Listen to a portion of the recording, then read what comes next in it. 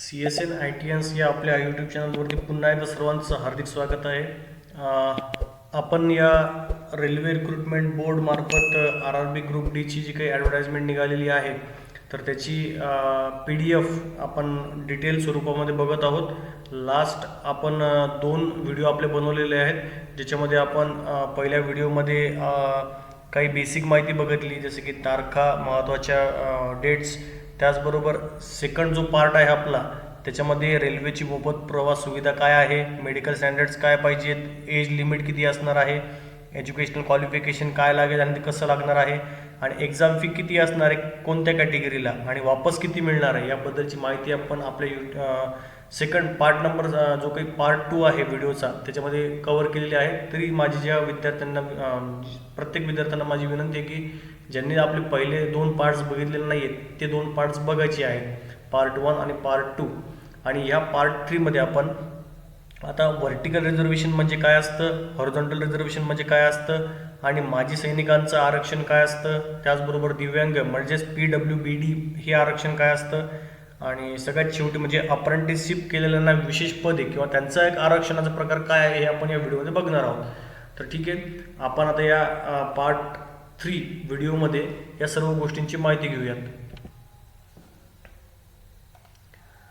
तर बघा, vertical reservation म्हणजे नेमकं काय आहे. This CEN provides all vertical reservation for scheduled caste, scheduled tribes, other backward classes, non creamy layer, ठीक आहे, economically weaker section, wherever applicable and admissible as communicated by the intending railways or production under this extant rules as mentioned in the vacancy table.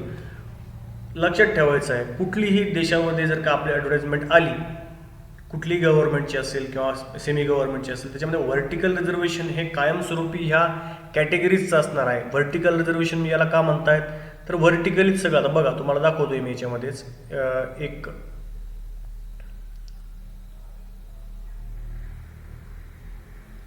एक basic माहिती बघा.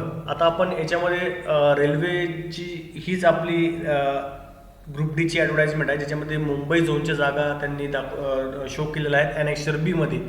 तर प्रत्येक जागेसाठी कसं reservation त्यांनी डिस्प्ले केलेलं आहे. आता बघा, व्हर्टिकल रिझर्वेशन म्हणजे व्हर्टिकली प्रत्येक पोस्टच्या जागा किती, कोणत्या कॅटेगरीला किती डिस्ट्रीब्यूट झालेल्या आहे या संदर्भातली माहिती.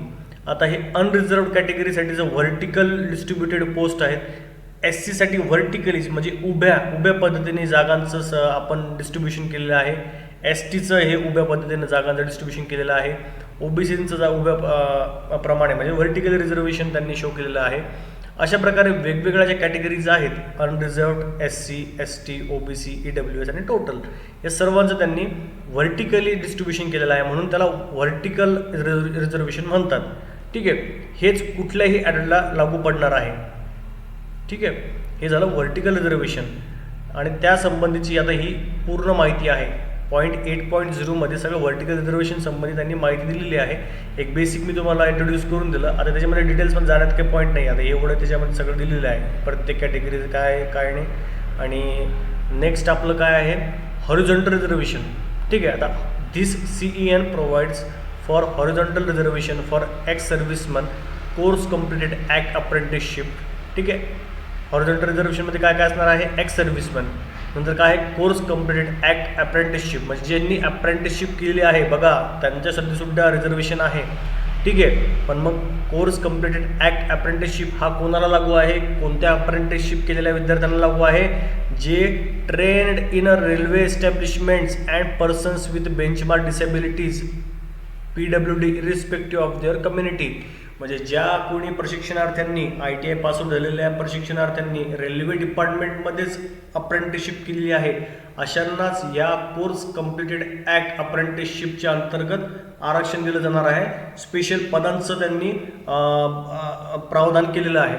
ठीक आहे, हे झालं आपलं हॉरिझॉन्टल रिझर्वेशन. ठीक आहे, आता हॉरिझॉन्टल रिझर्वेशन म्हणजे ते हॉरिझॉन्टली असणार आहे का, तर बघा ते हॉरिझॉन्टलीच असणार आहे. हे पुढे बघा, हे हॉरिझॉन्टल रिझर्वेशन असणार आहे एक्स सर्व्हिसमनचं. तसं त्यांनी आता या कॅटेगरीमध्येच म्हणजे आता तसं इकडे त्यांना हॉरिझॉन्टल मेन्शन करत होतं, पण त्यांनी तिकडेच दिलेलं आहे. हे हॉरिझॉन्टल रिझर्वेशन आहे. ठीक आहे, कसं, तर अनरिझर्वडमधल्या 88 जागा एक्स सर्व्हिसमॅनसाठी असणार आहेत. ठीक आहे, म्हणजेच कसं 88 जे काही आता ह्या SNTच्या जागा आहेत 180 69 टोटल हे 442 जागा आहेत, त्यातल्या 88 जागा एक्स सर्व्हिसमॅनसाठी असणार आहेत. त्याच्यानंतर म्हणजे आता जे काही आता 442 जागा आहेत त्यातल्या 88 जागा CCAसाठी असणार आहेत, म्हणजेच अप्रेंटिसशिप केलेल्या प्रशिक्षणार्थीसाठी असणार आहेत. म्हणजेच हे आता आडव्या पद्धतीनं आपण जे बघतोय, आता हे आडव्या पद्धतीने चाललेल्या या सगळ्या जागा आहेत एक्स सर्व्हिसमॅनची. आता ह्या पोस्टसाठी 169 जागा आहेत, त्यातल्या 34 जागा एक्स सर्व्हिसमॅनसाठी आणि 34 जागा CCA म्हणजेच अप्रेंटिसशिप केलेल्या विद्यार्थ्यांसाठी. म्हणजे हे जे रिझर्वेशन आहे हे कसं वर्क होत आहे, हॉरिझॉन्टली वर्क होत आहे, म्हणून याला हॉरिझॉन्टल रिझर्वेशन म्हणता येईल आपल्याला. त्याचबरोबर आता हे इकडे बघा, इकडे हे सगळे PWBD म्हणजेच दिव्यांग लोकांसाठीचं आरक्षण आहे, ते पण सुद्धा हॉरिझॉन्टली वर्क होत आहे. ह्या 442 पैकी या 30 जागा व्हिज्युअली इम्पॉर्टंट म्हणजे VI जे काही PWDचा एक प्रकार आहे दिव्यांग प्रशिक्षणार्थीचा, त्यासाठी या 30 जागा आहेत. LD नंतर डी म्हणजे लोअर डी, त्याच्यानंतर हायर HI. ठीक आहे, त्यानंतर नेक्स्ट MD, B4, नंतर BLD अशा वेगवेगळ्या प्रकारच्या कॅटेगरीसाठी हे हॉरिझॉन्टल पोस्ट डिस्ट्रीब्युशन केलेलं आहे, म्हणून हे हॉरिझॉन्टल रिझर्वेशन आहे. ठीक आहे, म्हणजेच आता हे याच्यामध्ये जर आपण बघायला गेलं तर हे इथून एवढा पार्ट हा सगळा हॉरिझॉन्टल रिझर्वेशनचा आहे आणि हा जो पार्ट आहे हा पार्ट पूर्ण व्हर्टिकल रिझर्वेशनचा आहे. ठीक आहे, हे मला या दोन रिझर्वेशनमध्ये डिफरन्स तुम्हाला सांगायचा होता. त्यानंतर आता नेक्स्ट आपला पॉईंट काय आहे, एक्स सर्व्हिसमॅन. आता एक्स सर्व्हिसमॅनसाठी पण सुद्धा आरक्षण आहे. तर एक्स सर्व्हिसमॅन नेमकी कोणती? आता बऱ्याच जणांचा डाऊट असतो की बाबा एक्स सर्व्हिसमॅन म्हणजे आपले जे सगळे जवान आपल्या भारतामध्ये वेगवेगळ्या प्रकारच्या सैन्यामध्ये काम करतात त्या सगळ्यांनाच आरक्षण मिळतं का? तर त्याचं स्पष्टीकरण रेल्वेने दिलेलं आहे की बघा, the term ex serviceman means a person who has served in any rank whether as a combatant or non combatant. म्हणजे युद्ध पातळीवर किंवा मग जे ॲक्च्युली त्या वॉरमध्ये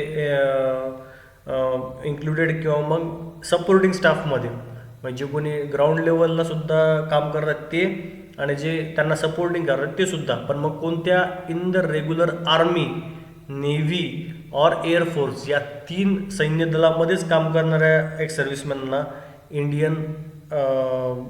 Indian union but does not include a person who has served in different security corps.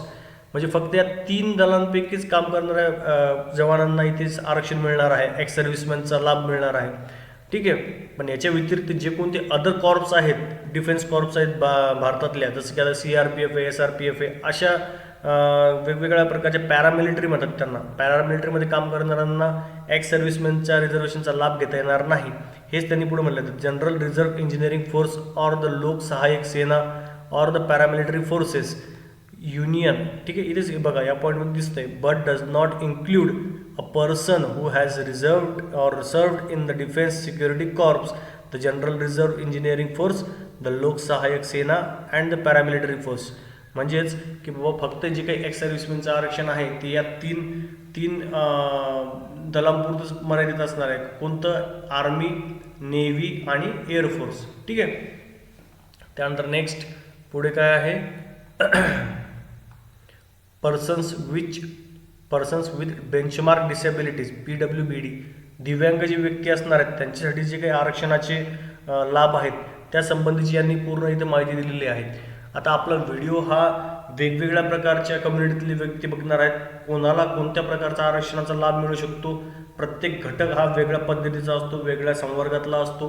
कोणी PWD असेल, दिव्यांग असेल, कोणी वेगळ्या कॅटेगरीतला असेल. जसं की आता कॅटेगरी 4 आहेत, अनरिझर्वड कॅटेगरी म्हणजे open, SC, ST, OBC, EWS. याच्यामध्ये मधले सगळे विद्यार्थी असू शकतात. हॉरिझॉन्टल रिझर्वेशनचा लाभ घेणारे, कदाचित आपला हा व्हिडिओ एखादा आपल्या देशाची रक्षा करणारा जवानही बघू शकत असेल, त्याला त्याच्या पद्धतीने कसं आरक्षण मिळवायचं आहे याबद्दल आपण या व्हिडिओतून माहिती दिलेली आहे. त्याचबरोबर PWD दिव्यांग व्यक्ती किंवा दिव्यांग बंधू आपला एखादा जर का व्हिडिओ बघत असेल तर त्याला कशा प्रकारे आरक्षणाचा लाभ मिळेल याची आपण याच्यामध्ये माहिती प्रोव्हाइड करतोय. आता ज्या त्या कॅटेगरीतल्या त्या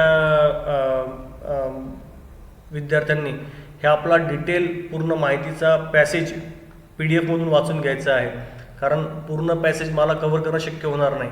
ठीक आहे, तर आपण एक बेसिक डिटेल्स इथे बघितली. त्यानंतर नेक्स्ट आता पुढचा विषय आता आहे अप्रेंटिस.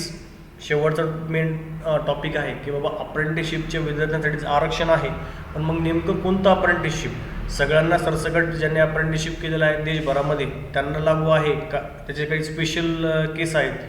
तर हेच या पॉईंट नंबर 12 त्यांनी दिलेलं आहे. The vacancies to be filled from the among course completed act apprentices trained in a railway establishment and possessing national apprenticeship certificate granted by the National Council of Vocational Training. ठीक आहे, is separately indicated in the vacancy table. म्हणजेच अप्रेंटिसशिपसाठी किंवा apprentice केलेल्या विद्यार्थ्यांसाठी special column त्यांनी दिलेला आहे. जसं की बघा, हे जे त्यांनी दिलेलं आहे CCAA, हा CCAA जो कॉलम आहे तो स्पेशली हा कॉलम पूर्णपणे त्या CCAA म्हणजे अप्रेंटिसशिपसाठी दिलेला कॉलम आहे. ह्याच्यामध्ये अप्रेंटिसशिपच्या जागा दिलेल्या आहेत. आता जसं की ही पोस्ट आहे असिस्टंट SNT, तर याच्यासाठी टोटल जागा किती आहेत? टोटल जागा 442 होत्या, त्यातल्या 88 जागा या CCAA म्हणजेच अप्रेंटिसशिप केलेल्यांसाठी आरक्षित आहेत, हे त्यांचं म्हणणं आहे. Is separately indicated in the vacancy table. This will be in the nature of horizontal reservation. म्हणजे मी तुम्हाला पहिलेच सांगितलं हॉरिझॉन्टल रिझर्वेशनमध्ये काय काय ते आपलं एक्स सर्व्हिसमन, नॅशनल म्हणजे CCAA आणि PWBD. ठीक आहे, म्हणजे 3 प्रकारचे आरक्षण हॉरिझॉन्टल आहेत. As in the case of persons with bench mark disabilities and ex serviceman. However, unlike in the case of PWBDs, there will be no carry forward of the unfilled vacancies to be filled by this mechanism. In the case of shortfall, the vacant slots shall be filled from the others in the combined merit list. आता यामध्ये असं येऊ शकतं की एखाद्या वेळेला दिव्यांगी व्यक्ती त्या कॅटेगरी जर नाही मिळाला, ती जर जागा वॅकंट राहिली, एखादं पद, ठीक आहे, जर ती वॅकंट राहत असेल तर ते काही नॅशनल अप्रेंटिसशिप किंवा मग अप्रेंटिसशिप केलेल्यांमध्ये कन्वर्ट होणार नाही, ते ओव्हरऑल सगळ्यांमध्ये कन्वर्ट होतील. अशी सगळी पदांचं एकत्रीकरण केलं जाईल की जी काही वॅकंट राहत आहेत आणि त्यांचं ओव्हरऑल नंतर कन्व्हर्जन होऊन मेरिट बेस्डवरती सगळ्यांचं त्याच्यामध्ये वाटप होईल. ठीक आहे, हेच त्यांनी शेवटच्या पॉईंटमध्ये सांगितलेलं आहे. आणि बऱ्यापैकी अप्रेंटिसशिपचं पण माहिती त्यांना त्याच्यामध्ये डिटेल्स दिलेल्या आहेत, जे काही सगळ्यांनी वाचून घ्यायची आहेत. ठीक आहे, तर अशा प्रकारे आपण आजच्या या व्हिडिओमध्ये 4 ते 5 पॉईंट्स कव्हर केलेले आहेत, ज्याच्यामध्ये तुम्ही बघितलं आहे की व्हर्टिकल रिझर्वेशन म्हणजे काय, हॉरिझॉन्टल रिझर्वेशन म्हणजे काय, माजी सैनिक म्हणजेच एक्स सर्व्हिसमॅन रिझर्वेशन म्हणजे काय, त्यानंतर PWD रिझर्वेशन म्हणजे दिव्यांग आरक्षण म्हणजे काय, आणि अप्रेंटिसशिप कोणत्या फील्डमध्ये केलं किंवा कुठे अप्रेंटिसशिप केलं म्हणजे तुम्हाला या आरक्षणाचा लाभ मिळेल, याबद्दलची आपण माहिती या व्हिडिओमध्ये बघितली.